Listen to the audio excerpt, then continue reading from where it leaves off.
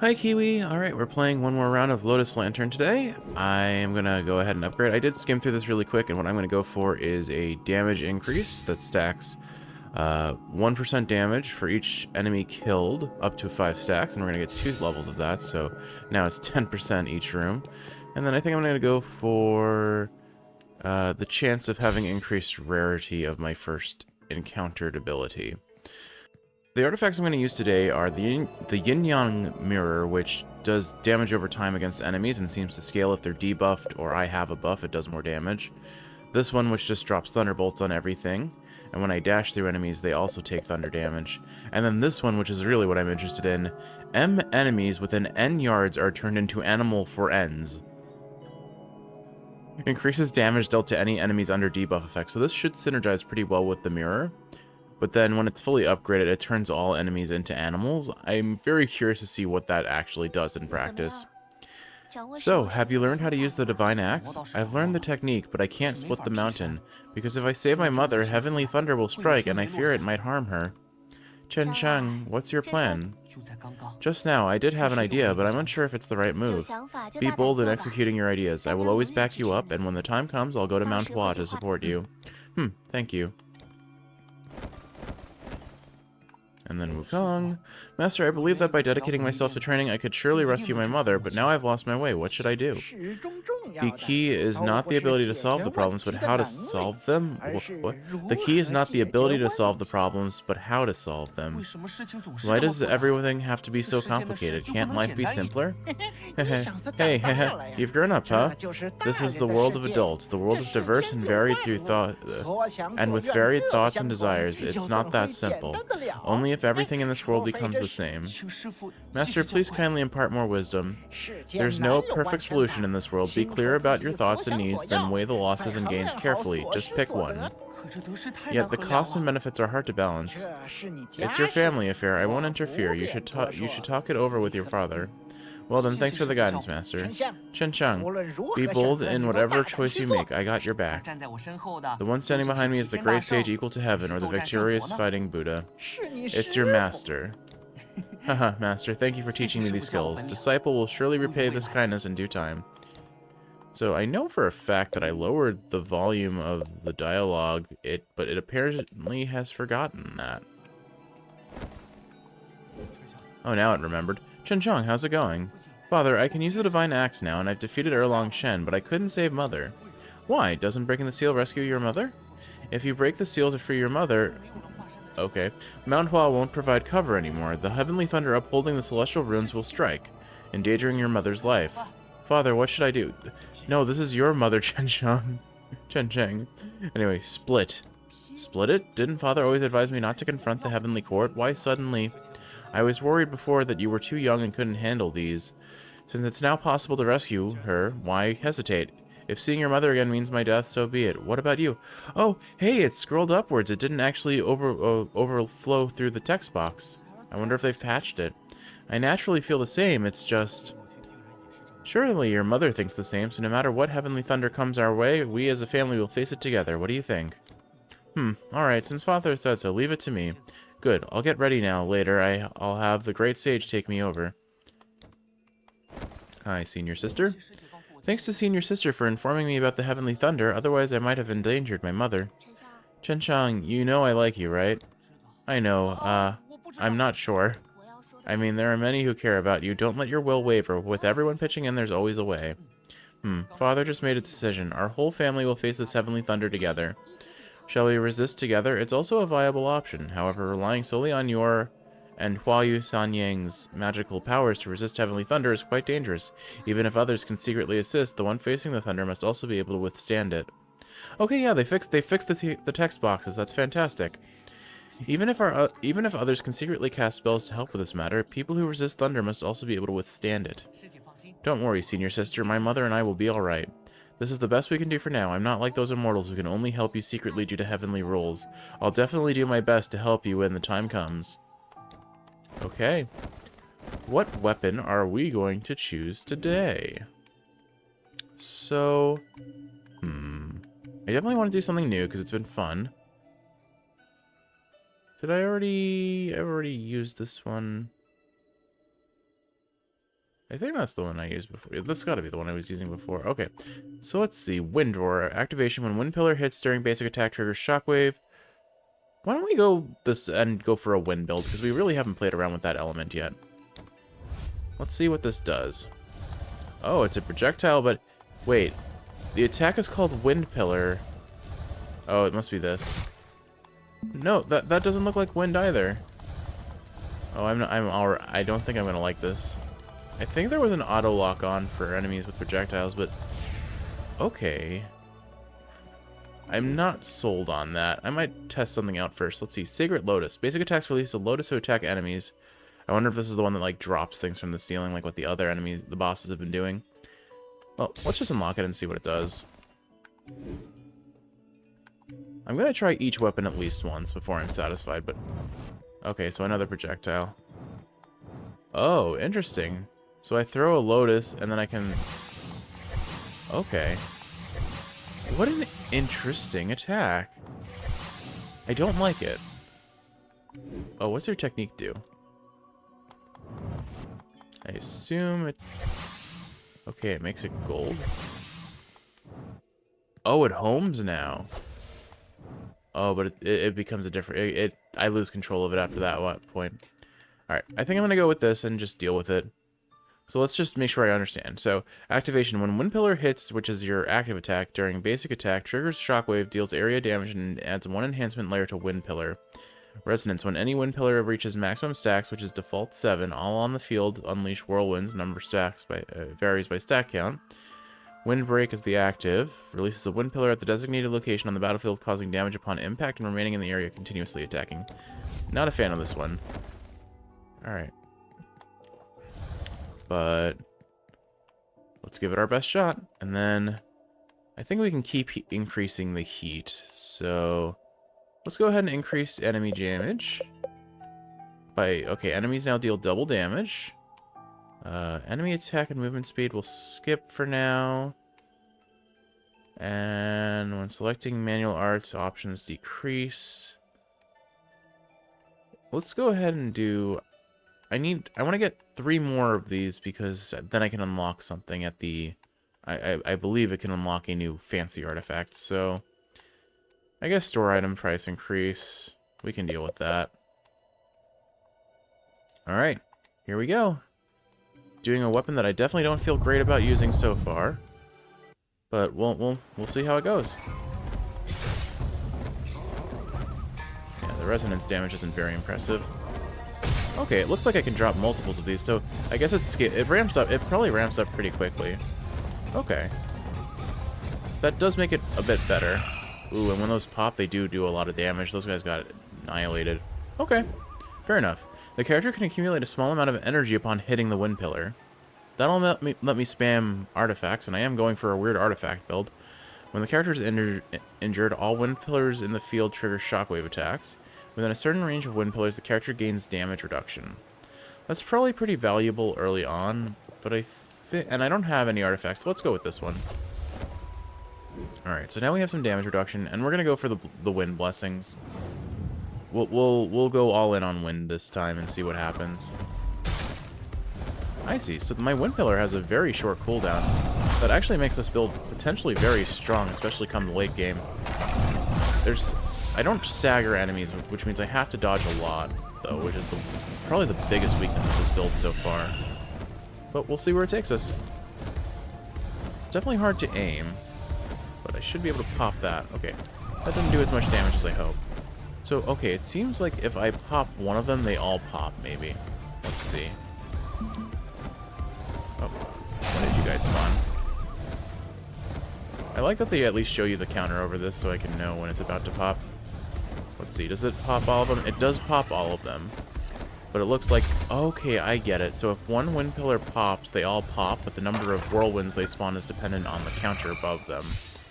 That makes sense. Alright, what do we get for our first ability? During a dash, 75% chance to generate 1 instance of Windblade. That sounds good. On normal hit, 5% chance, or 35% chance to generate 1 Windblade. When a technique skill hits, there's a 60% chance to apply 1 stack of Wind Erosion, which boosts crit damage. I think we take this first and come for that later. I'm going to be dashing a lot, so I may as well depend on these. Chen Chang, as the Heavenly Thunder, do you have a plan? It's something, at least.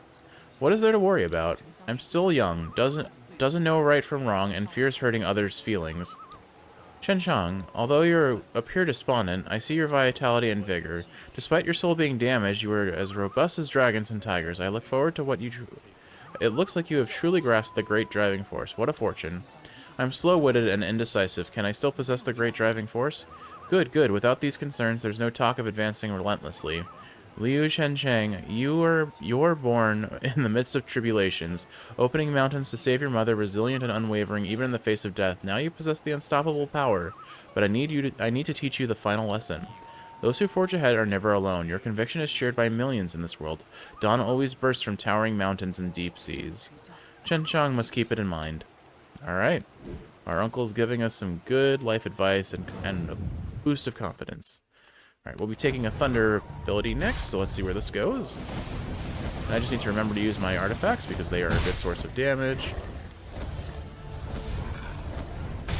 Yeah, I need to drop the technique every time it's off cooldown, and that cooldown is substantially shorter than it looks.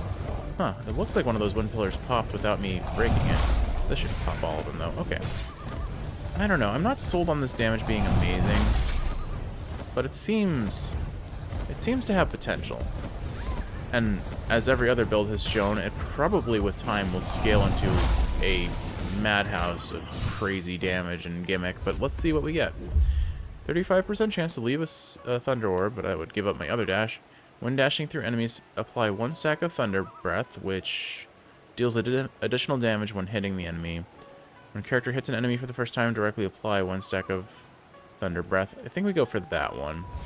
Because since this is a ranged build, I'm probably going to be avoiding dashing through enemies where possible. Alright, let's keep stacking Lightning Blessings, because I can get the passive that gives us crit chance per Lightning passive.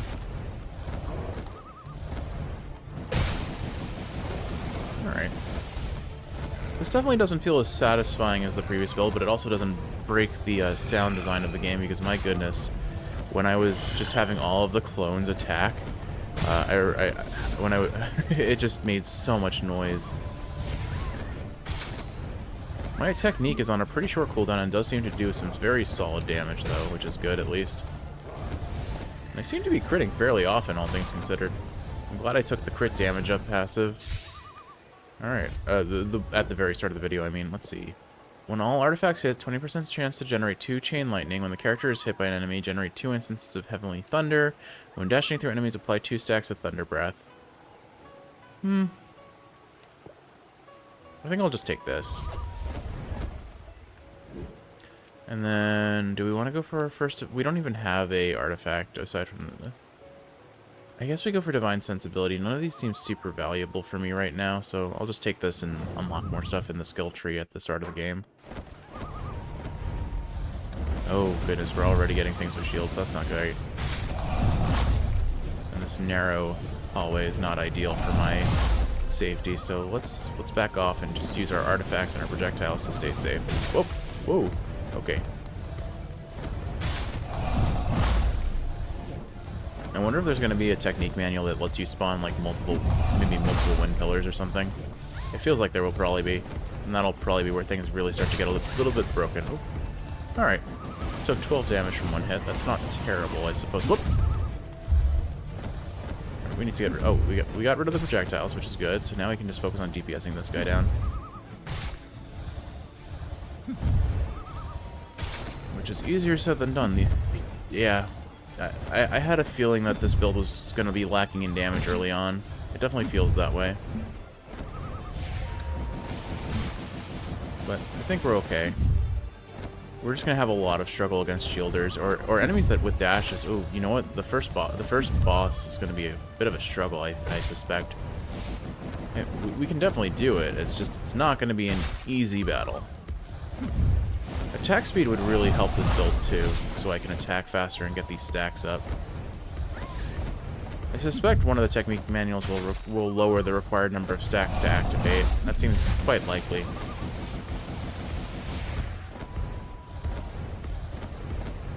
Hopefully the wind path will also affect my technique skill. I'm going to have to depend on that a little bit, otherwise my damage is going to be severely lacking. But the nature of this is it's very easy to kite enemies, but the damage is lacking as a consequence. Kinda glad that killed that guy. I think I was going to get hit otherwise. Alright, there we go. Doesn't feel great to get Divine Sensibility here, but alright. First technique manual, well, first technique manual aside from the one that we got guaranteed at the start. Let's see what this gives us. Maybe it'll be something fancy. I hope so. I am, this run's a bit of a struggle. Yeah. So far it feels like wind is one of the weaker elements, unfortunately. This is gonna pop that guy, yeah, because he was standing right on top of it. That felt good. Well, I think at this point we're just going to be sitting slow and steady, so let's find something to talk about. So, in I think the first or second episode, I talked a little bit about Omniscient Reader, and I guess since I'm on the topic of manhwas and webtoons, I can talk about what I'm reading currently. So, the two manhwa that I'm really keeping up with actively right now are Omniscient Reader, like I mentioned, and then something called Unordinary. Let's see, real quick we'll read this. The initial charge level of Wind Pillar is increased by 1. They increase the scope of influence of Wind Pillars, so probably it resonates more, or when the character is injured, they all trigger Shockwave. I think let's reduce the number of stacks we need. That seems good, because in theory, yeah, now it's starting at a stack of 1. Okay. Cool. So, Omniscient Reader I've already talked about, but let's talk a little bit about Unordinary. This one's... interesting is a word I could choose to use to describe it. Basically, the way Unordinary's plot is kind of like that everyone's... that superhero setting, if you're familiar with My Hero Academia, maybe a little bit about that, almost. Where everyone is kind of born with inherent talents that are genetically linked, typically. And by talents, I mean effectively superpowers. The protagonist, if you can call him that, which can be maybe a little bit subjective towards part of the story, his name is John. He has the ability to read people's auras and copy them, and then usually enhance them to his benefit. So effectively, every person's ability has an aura about it that he can see. And then he can copy up to, I think, 4 abilities. But once he copies them, he can't copy more until a certain time limit. Effectively a time limit. So, that in and of itself is cool, but he also trained a lot to, like, understand how the auras work. Or, like, individual auras of varying categories, be they projectile or so on and so forth. So he can enhance the effect of those auras, typically, because he has a better understanding than the users do. Effectively, he can show the true potential of an aura from his training, even though even better than some allies can, because they haven't really trained to the level that he has with mastering different copied abilities. Which I find very interesting. It's interesting to see someone has a cool ability to start, and then this character is able to take it and make it even better. But effectively, the story boils down to it's kind of a very interesting bit of world building going on. The effective premise is the status quo of the world is that people with low-ranking abilities or low power in their abilities are kind of at the bottom of the hierarchy. They are taken advantage by society and generally looked down upon by society. And John, because John is honestly trying to, at the start of the story, John is trying to hide his ability. He doesn't want other people to know that he has an aura or he has an ability because of, let's just say, trauma he's faced when he was younger. It's much more than that, and I'll get to that in a little bit, but that's kind of the basic idea of it. He has suffered through a certain amount of trauma that has made him hesitant to let other people know that he has an ability, and more particularly, he's hesitant to use his ability. And then what ends up happening, effectively, he is at a school that's very well regarded for people learning to use their abilities, both in terms of just gaining a basic level of, like, high school education, but also a... Oh, hold on. Almost got her. One more hit, and there we go. Alright, our first artifact. Let's see what we get. Divine Fire Pillar, or... I think we have to go with this one because it just sounded so funny on paper. Let's turn enemies into animals. I can't imagine how this is going to work. And then our Blessing. I think we need attack speed, but survivability seems really valuable with the amount of damage I'm taking here. I think I'm going to go attack speed. I really only have enough time to do one attack, and then I have to dodge. I think I just took the HP. Wait, no, that's what I was doing. Oh, gosh.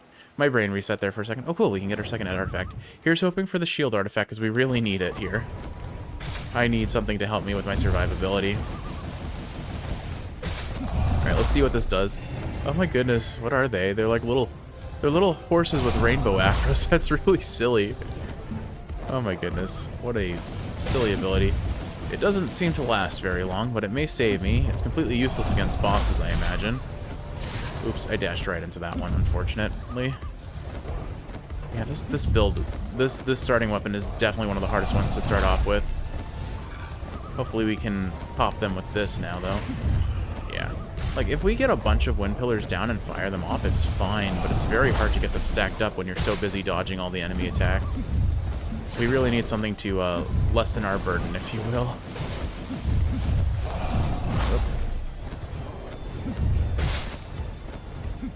Anyway, so effectively the story takes place at John's high school called Wellston. I think I might have just died and resurrected. If I didn't die, I got very close to dying. Oof, this build, man, does not inspire confidence. I'd love to see what it does at maximum, but I don't think we're making it. I'm trying my best. These projectiles are getting me.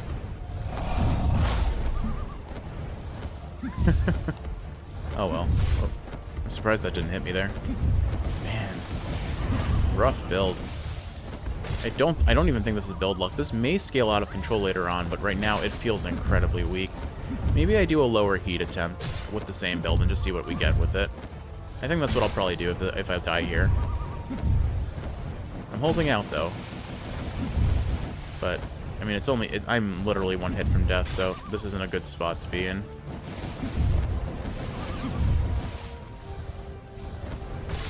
My projectiles don't seem terribly accurate. They're hard to aim. Anyway, so again, it takes place at John's high school, and we're effectively following the story of him. What he's learned to do is he's learned how to use martial arts to defend himself from being picked on by other higher-ranking students. But there really is a unbalanced hierarchy that seems to be supported by the social structure of this world. Yin-yang mirror. Here we go. Let's see what that's like. Our yin-yang mirror. Basically, it seems like the world's authorities support the idea that high tiers or higher-ranking, stronger abilities should be the ones that are in charge and influence the bottom-ranking individuals. Yes, to provide them protection, but also, more so, honestly, just to take advantage of them, it feels.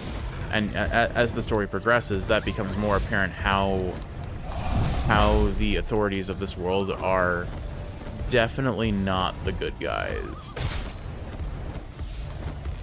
But effectively, the first core of the story is about John living in this high school, having learned martial arts to protect himself against people trying to beat him up just because he's a lower tier. Because John is pretty fighty, both physically and verbally. So he's prone to getting into trouble. But he never uses his aura until he kind of reaches a breaking point.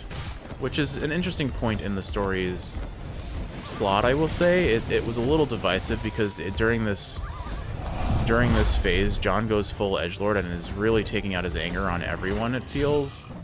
And it gets very violent and not terribly comfortable in some instances. Spawn 1 gust every 7 seconds. When the character's HP is below 30%, release 1 storm every 5 seconds. Increase 1 stacks of Godly Run applied by Windblade. Each costs 4 energy cells, generates 8 instances of Windblade attack. Sounds like this is going to consume energy, so maybe not the greatest, but we'll try it. I think we have to go for the HP restore. I'm still one hit from death, pretty much. Alright. Well, we have a fighting chance again.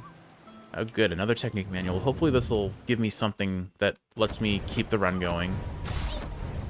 I don't have high hopes that this run will see its end, but we can try. Anyway, so effectively, that's where the story starts. John surviving in high school in a setting that is not conducive to how he portrays himself. As far as they know, as far as the people around him knows, he doesn't even have an ability, and that makes him basically the bottom rung of society. Yet somehow he's in this prestigious school for people who have abilities now. And he has a pretty solid support network early on through a friend named Serafina, who's easily my favorite character. Her ability is really cool. She can control time. She can slow it down, but also speed herself up, which makes her it's fun to watch her kick ass, basically. And their dynamic is really nice. I really like them together. They're a fun pair, and clearly they're into each other, but I don't think they've really expressed their feelings openly. Which, you know, that's how high school romance can be. That's how romance in general can be, so I'm not here to judge that. Alright, room complete. And let's see what we get. When a monster dies, nearby wind pillars are charged. That sounds actually really good for a basic ability, like normal rarity. After hitting an enemy with basic attack, there's a chance to generate temporary wind pillars. The character can accumulate a small amount of energy upon hitting the wind pillar. I think, honestly, this one sounds the best, but this one's harder to come by. And more wind pillars sounds really good, so we'll go with that. And I guess we got our first Destiny Plate bead. Hopefully we get a passive that will carry us, because we need those right now. Alright, I'm gonna go this way, because there are projectiles, and we need to get rid of them.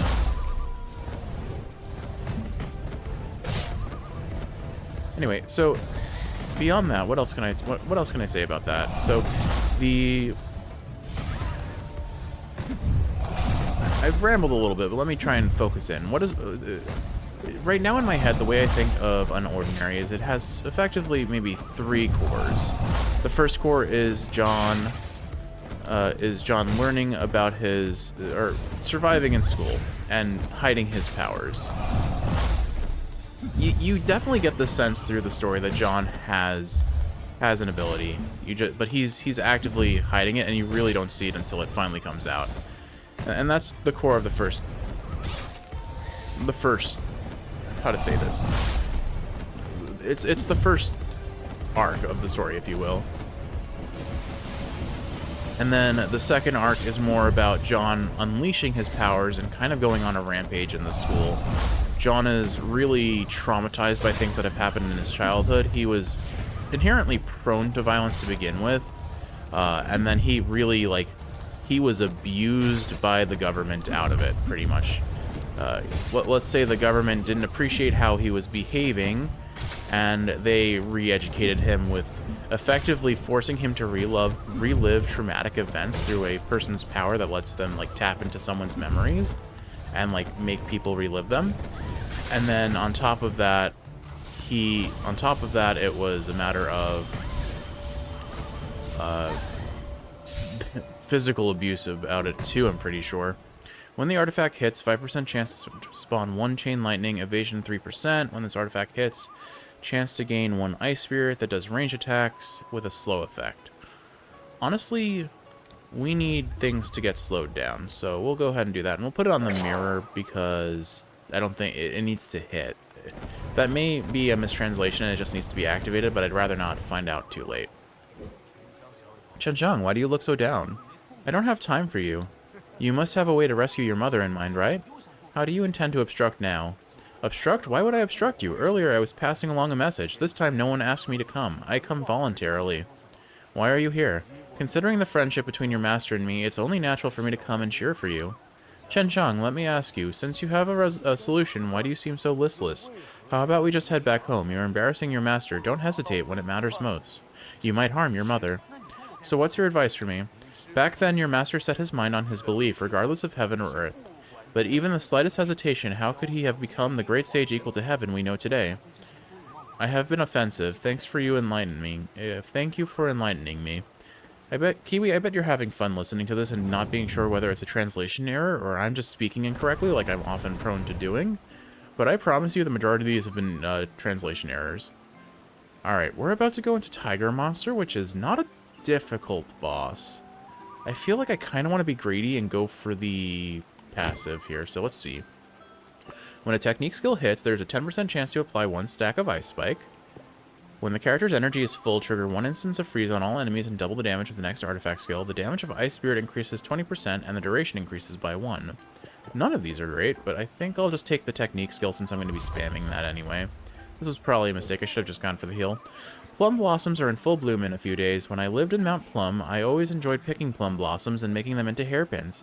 Yet your uncle always scolded me, saying, all things have spirits, and the plum blossom, born proudly in the cold, is even more precious. Don't break its branches. He knows how to cause trouble. I used to think it was your uncle being finicky, causing trouble right at the beginning of the new year. Later I realized it's because he sees himself in the proud plum blossom. Sees himself?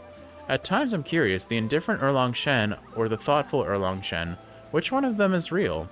The Erlong Shen who raised me and the Erlong Shen who harmed my parents, what kind of impression should I hold? Erlong Shen harmed your parents?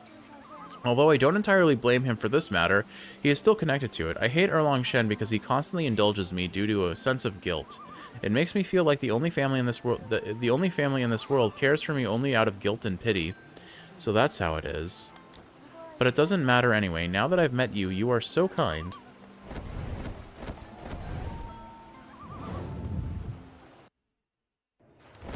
Alright, here we go. Let's hope this goes alright. Won't you move out of the way? No way, someone is watching me. Besides, your growth is impossible without me as a partner, isn't it? Haha, you're right about that. Aw, they're becoming friends, I think. Alright. Yeah, I definitely think I can handle this guy. And if I focus on dropping my wind pillars when he's in the center here, I will get a ton of stacks hitting him at once. Whoa. I'm gonna start stacking these up, honestly. Whoop. Oh, right, I forgot he summons enemies. This is a problem. This boss is gonna be a problem. I guess I just focus on stacking these, honestly. I think they do more damage. My goodness. And we really don't have a good way of generating energy with these attacks. Oh, dear. I think the strategy here is just spam dodge and attack once, maybe every couple seconds. Because I don't have a good way of doing anything else, especially as he's spawning in allies. Oh, dearie. Ah. And it looks like I have a feeling he can spawn them infinitely, which is a huge problem for me, because I really lack good AoE right now, other than the wind blades, which are hard to pull off when I'm busy dodging for my dear life. Oh gosh. I didn't need to get that hit. Take that hit.